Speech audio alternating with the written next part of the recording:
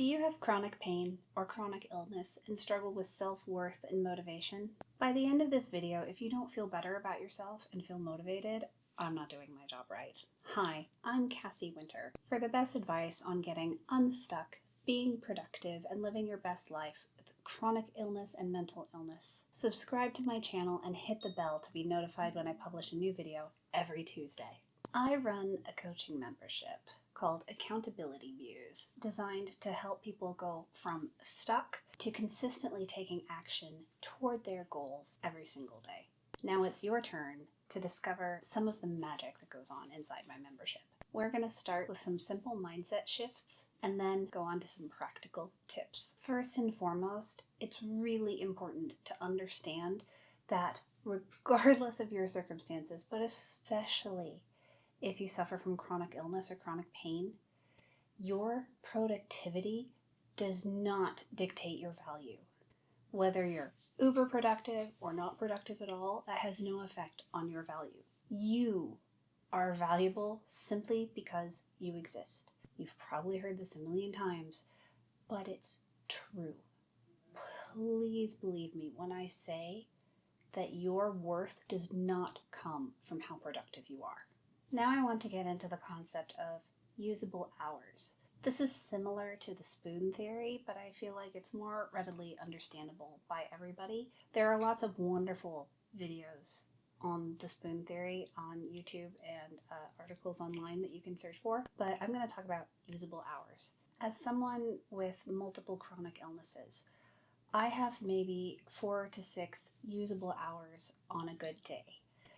And those are 4 to 6 hours that I have to spend on everything that requires energy. So not just work, not just filming videos, coaching clients. I also have to spend those hours on cooking my meals, on doing chores, on anything that takes my energy. Those are the hours I have to spend toward them. The rest of the time, I genuinely need to rest for my body to be able to survive. So if you are someone who deals with chronic illness and chronic pain, know that you are not alone, and however many usable hours you have in a day, whether it's 4 to 6 like me, or maybe 1 to 2, it doesn't matter. Again, how productive you are does not dictate your worth. What's important is to understand what your natural limits are and work within them, and understand that as long as you have a consistent practice of working towards your goals, you will arrive at them. You will accomplish them. It'll simply take you longer than it would somebody who has more usable hours in a day. All right, there was some minor excitement as one of my lights died, so I'm back. Brain a little foggy, not quite sure what I was talking about. Hopefully I can pull the threads back together. We'll see. It's really important to understand as someone with fewer usable hours than a healthy individual, because basically playing the comparison game between yourself and someone who is 100% healthy with no chronic illnesses or invisible disabilities is simply unfair to you. I know it's easier said than done to change your thought process around this. Lord knows it took me a long time to work on this, and I'm still working on it, to be honest. I am trying to improve upon my relationship to my usable hours every day, making sure I am not comparing myself to someone who has more capacity than I do is super duper important. And this gets me onto the subject of how so many productive, high-performing people tout everyone has the same 24 hours in the day. I always want to throttle those people because that's simply not true. If you have chronic pain, you do not have all 24 hours.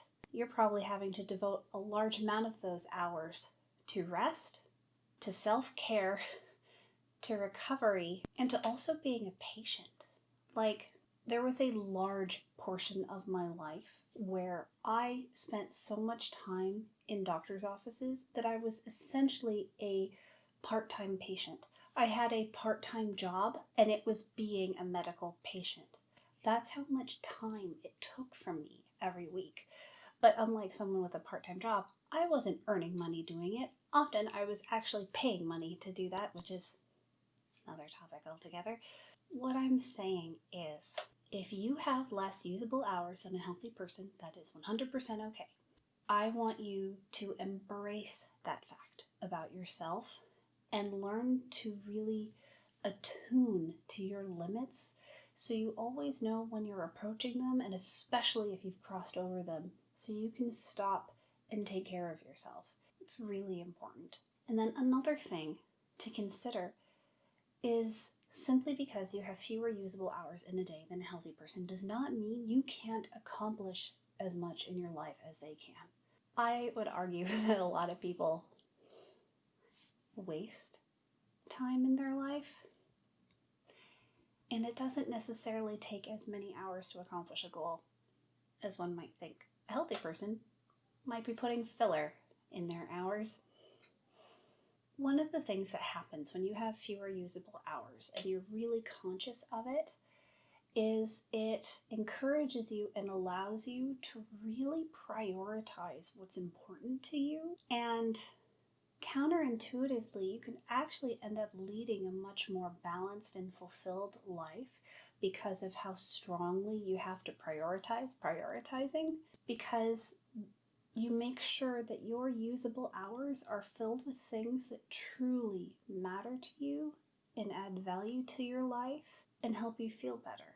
So I hope if you only take one thing from this video as someone with chronic illness or chronic pain who struggles with self-worth and motivation, know that how much you can do in a day does not dictate your worth. And simply because you have fewer hours in the day to do things doesn't mean you're necessarily going to end up having less fulfillment in your life. It might counterintuitively mean that you'll have more because you're forced to prioritize, whereas many healthy individuals aren't limited in such a way, and they aren't forced into a position where they have to really reflect and prioritize what's meaningful in their life. So hopefully you're ready to stop comparing yourself to everybody else in your life. Comment below and let me know if there has always been one particular person in your life that you couldn't stop comparing yourself to and trying to live up to. Please keep them anonymous. Say something like, my parent, my sibling, my cousin, my best friend, such and such a role model. But comment below and let me know who they are. Say, I am ready to stop comparing myself to so-and-so. I'd love to hear from you. So now let's talk about just a few concrete ways in which you can really prioritize and focus on what matters to you, so your usable hours are actually used for things that add value to your life.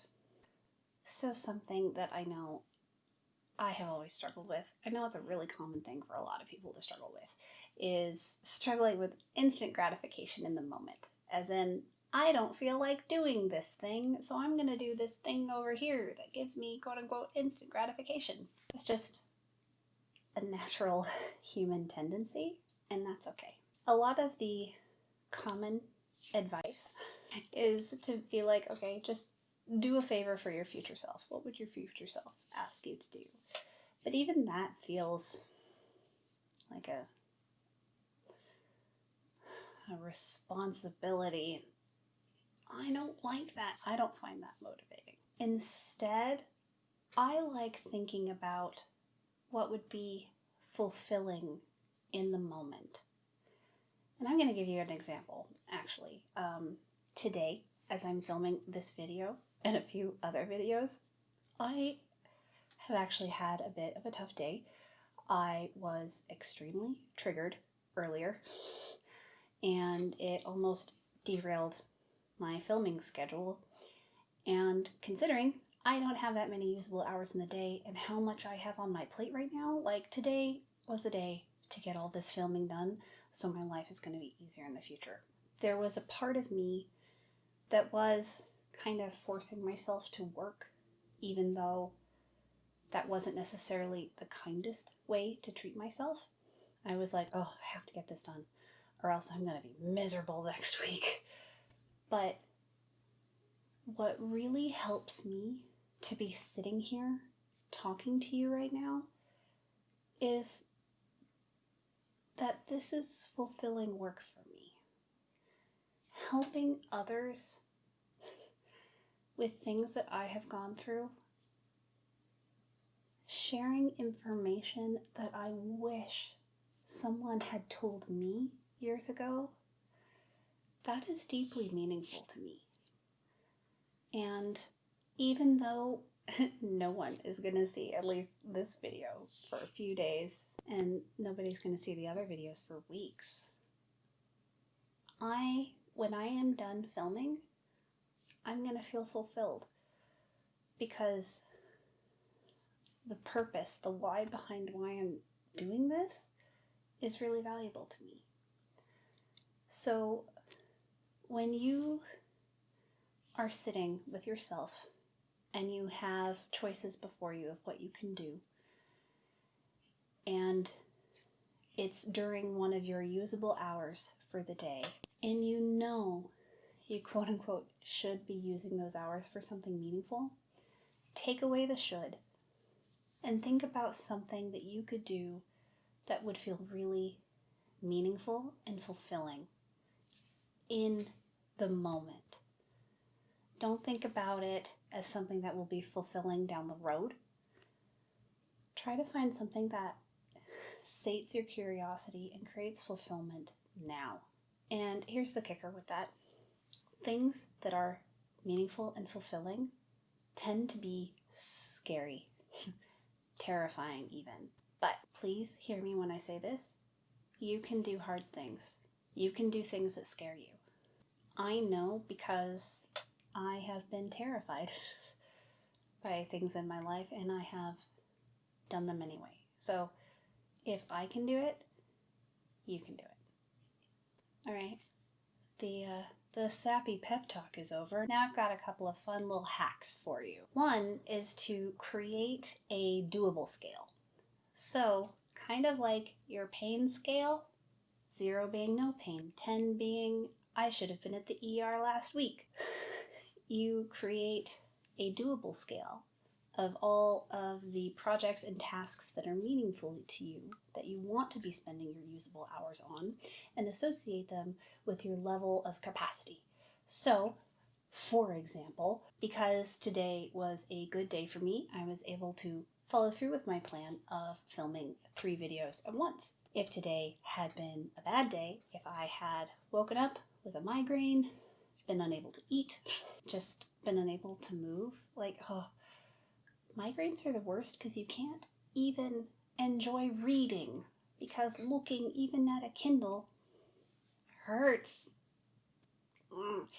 So have an actual plan of what you are capable of doing based on what your capacity or pain scale is at any given time. So if it's a high pain day, have a list of things that you could do that would not only add value and fulfillment to that day, but would also help give you progress towards your goals. If you're having a low pain day, have a list of things that you can do when you have less pain and you have more capacity. But, and this is the huge but, make sure you don't burn yourself out on that one glorious day. We've all been there. I've done it a million times. Still have limits even on your low pain days, so the next day isn't a high pain day. You know what I'm talking about. And then the last tip, and this is I don't know why I had to be told this. It seems quite logical when you think about it, but making sure you have lots of different setups to do your work so you can be physically comfortable while you work. For example, I have one of those great IKEA Poang, is that how you pronounce it? I don't know. Chairs, recliner chair with an ottoman and a lap desk and a laptop. So some days I'll do my work and my writing all cozied up in that chair with my feet elevated and reclining and typing away, and it feels great. And then I have my big desk, which is, hello, this is my desk area. And because of my postural orthostatic tachycardia syndrome, I cannot survive with my feet on the floor very long without experiencing a lot of discomfort. So I actually have this thing under my desk that I can put my feet on, and I can move my feet a lot. And I also am just like really aware when I need to go into the living room and lie down. But so think things that you can do to modify the environment in which you are doing whatever it is you want to be doing to make yourself that much more comfortable. Would you be more comfortable reclining on the couch and working from a laptop? Would you be more comfortable kind of like in a nest of blanket and pillows on the floor? Would you enjoy having active noise canceling headphones? I love mine. They're wonderful. What kind of snacks or drinks could you have to be like snipping on or chewing on to kind of like, if you have digestive issues, just keep the system moving by eating and drinking small things over the course of the day? And then also, what limits around your time could you put in? So let's say you've got like 4 hours to use today. Don't use all 4 of them on one project. No, take breaks, put limits around your time. I actually talked a lot about that in this video. The link is in the description box below, so go ahead and check that out later. Putting limits around how much time you spend on any given thing on any given day, super important, super helpful. So there you have it, a couple of mindset shifts and a couple of hacks to help you with your self-worth and motivation if you suffer from chronic illness and chronic pain. If you want to dive deeper with me into these concepts, especially the one around limiting how much time you devote to anything on any given day, I highly recommend checking out my masterclass on what I call button share time. And you can get a copy of the replay for free by signing up at my website. The link is in the description box below. If you like this video, hit the like button and be sure to subscribe and share it with your friends. Fizz, there's no bed right there for you right now. You have a cat behind the camera? I have a camera cat. Kayla says hi.